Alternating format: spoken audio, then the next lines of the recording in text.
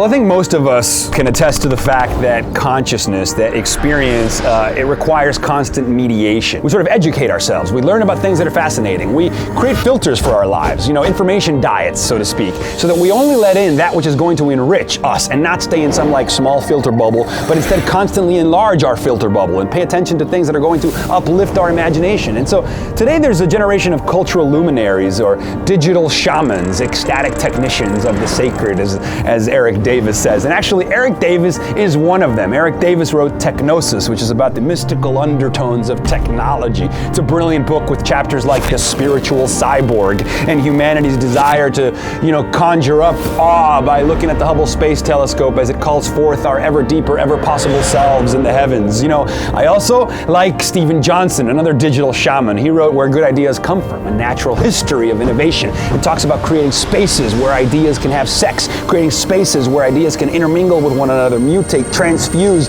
things can be birthed into being in these creative spaces. A brilliant book.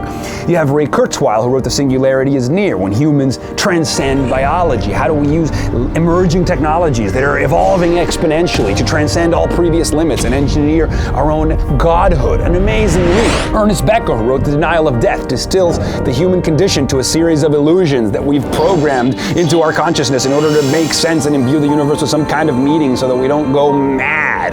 Brilliant book. Alan Harrington, who calls for the divinization of the human being, to literally use technology to make ourselves gods. That inspired actually a short film I made called The Immortalists on the web. And these thinkers, this Ray Kurzweil, Erik Davis, Ernest Becker, pop philosopher Alain de Botton, these people are like guides.